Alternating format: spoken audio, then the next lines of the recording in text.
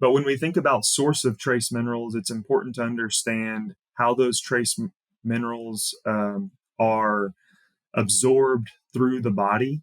So at Zinpro, we kind of keep it to 5 big components of if the mineral is water soluble, if it's stable across the low pHs, so it's not going to dissociate from the ligand during the digestion process.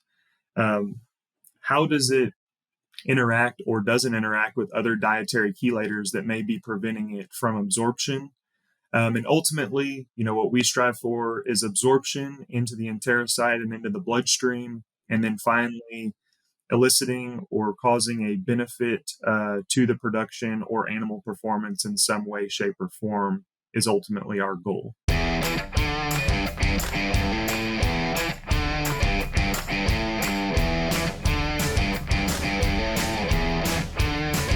Hello, everyone. Welcome to another episode of the Poultry Nutrition Blackbelt Podcast, brought to you by Wisenetics, where we bring you the latest in poultry nutrition research and industry trends in approximately 10 minutes. My name is Sam Rochel. I'm Associate Professor of Poultry Nutrition at Auburn University and one of the co-hosts of the show. And today, joined by a longtime friend and colleague, Dr. Austin Jasek from Zinpro, who we've known and worked with each other for several years now since graduate school. So, Austin, great to have you and look forward to talking with you today. Yeah, thanks, Sam, for the introduction. We have known each other for quite a long time. Just a quick background of myself.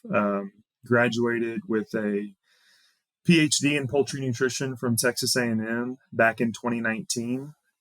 Immediately following graduation, I did start in a sales role with Zinpro and have been associated with sales and technical management at Zinpro for the last 5.5 years, conducting academic and field research trials in layers, turkeys, broilers, and broiler breeders. So you've been with Zinpro doing a lot of work on poultry nutrition, particularly in broilers. We know, around the I would say the value added trace minerals we've had a long history of looking at those in breeders, particularly with some interest in broilers, but certainly more focus, it seems like, in broilers. So, that said, I think one of the biggest hurdles, at least from my perspective, around broiler nutrition is we spend so much attention and energy on the dietary energy and amino acids, which are the big cost drivers. It can be kind of easy to overlook, what's happening in our premix with our micro minerals or micronutrients. So, why is it important that poultry nutritionists really consider their trace mineral nutrition program? Yeah, it's a great point, Sam, and something that we ask ourselves every day here at Zinpro. And how can we further maximize our product to the producer and the end user so they can get the profitability and returns that they need? First off, we like to start with the different biological processes that zinc, manganese, copper, iron, and those trace minerals are important for. And also ask the integrator, what is their target for their production or their system? Are they focused on some health challenges or food safety or breast meat yield? Obviously, when we talk about broilers, a lot of that's more focused around efficiency, production, and breast meat yield. But when we think about source of trace minerals, it's important to understand how those trace minerals are absorbed through the body. So at Zinpro, we kind of keep it to 5 big components of if the mineral is water soluble, if it's stable across the low pHs, so it's not going to dissociate from the ligand during the digestion process. How does it interact or doesn't interact with other dietary chelators that may be preventing it from absorption? And ultimately, what we strive for is absorption into the enterocyte and into the bloodstream, and then finally eliciting or causing a benefit to the production or animal performance in some way, shape, or form is ultimately our goal. Enhancing broiler performance is imperative to achieving your business goals. Zinpro is providing proven solutions to improve broiler performance from hatch to live production to processing. With customized nutrition and management programs, broilers can achieve a higher ROI, better feed conversion ratio, heavier body weights, and increase yield at the plant without sacrificing quality. Learn more at zimp.ro/NA-broilers.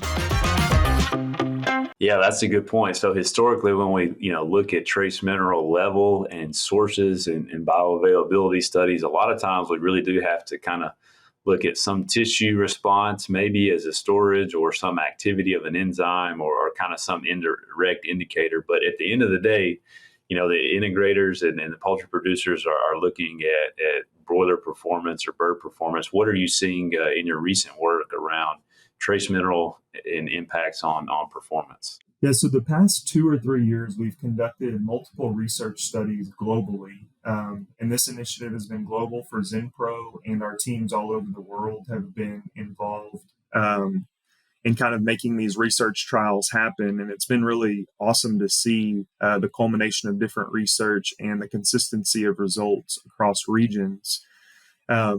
But we've really been focusing on sole source and broilers, especially with our Avela zinc product. So we're completely replacing all of the other sources of zinc from a supplemental standpoint, and we're only supplying Avela zinc. And what we've been able to see pretty consistently in our research is improvements in body weight, feed conversion ratio, as well as maintaining or improving tibia mineralization. In these cases, these results have been seen as early as 32 days, but have also been able to be carried out to older ages in the mid to late 40s as well. And so when you talk about the sole source strategy, are you talking about the complete replacement of one individual mineral or multiple trace minerals in those projects? Yeah, that's a good question, Sam. And right now, where we're at Zinpro is we started with zinc.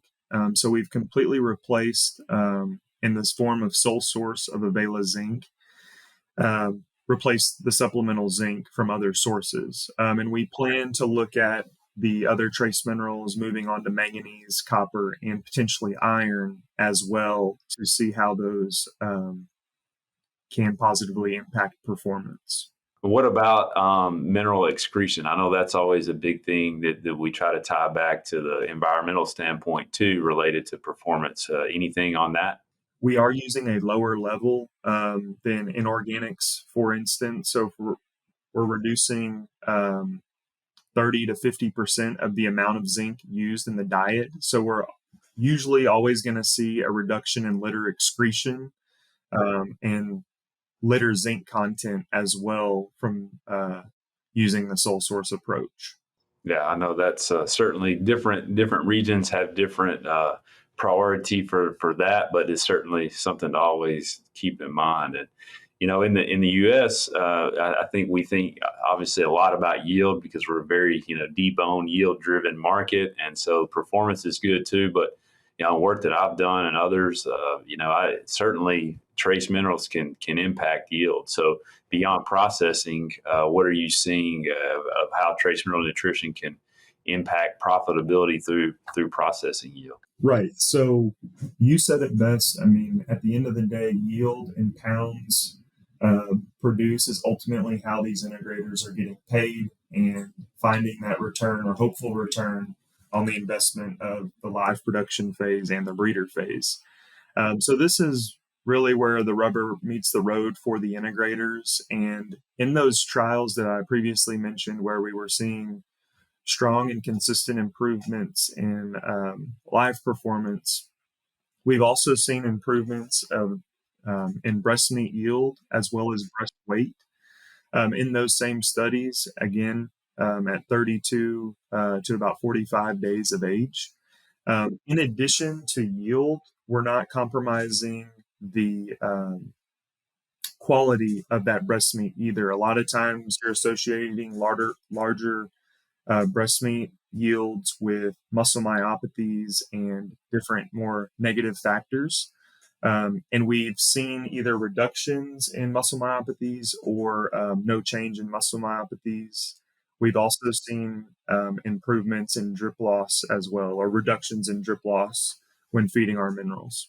Yeah, no, that's very important because, as you mentioned, the myopathies, seems like the particular myopathies that we're worried about kind of seems to evolve and is changing all the time. But we know that they're still there, and anytime we're talking about yield, that's going to be the next question. So good to hear that things seem like they're moving in the right direction. I know there's a lot of interest in this. Where can people go to find out more about what you and the rest of the team at Zinpro are doing around broiler solutions? Yeah, so if you know who your representative for Zinpro is or your account manager, feel free to reach out directly to them if you're in the U.S. or wherever you're at in the world. And I would advise, if you don't know your Zinpro representative or you don't have a relationship with Zinpro, feel free to visit our website, zinpro.com. We have a lot of information on there. We have product information on there, but we can also get in touch virtually through the website and connect you with a representative in your area to better explain and provide support and service for these solutions. Very good. Well, there you go. If you want to find out more, you know where to go. And so I really appreciate it. Interesting stuff that you're working on, Austin. And thanks for you and all the team there at Zinpro are doing to advance our knowledge on trace mineral nutrition. So I really appreciate you sharing that. Absolutely. Thank you, Dr. Rochel, and the rest of the group for having me. I really appreciate the opportunity. Yeah, absolutely. You'll have to come back and join us as this project progresses and you get more data and more information. Absolutely. We're very excited about it. Well, that's a wrap on this one. Another episode of the Poultry Nutrition Blackbelt Podcast. Thanks to you all for joining in. Please remember to follow us on your favorite platform so you don't miss the next one. Until next time, this is Sam Rochel signing off on the Poultry Nutrition Blackbelt Podcast. Thank you. Hey, everyone. We're always searching for the latest and greatest research to share each week. And if you have a poultry nutrition related research trial and would like to come on the show and talk about it and share it with us, feel free to email the research link, the paper where we can find it, or the abstract to hello@wisenetics.com. That's hello@wisenetics.com. And I look forward to hearing from you.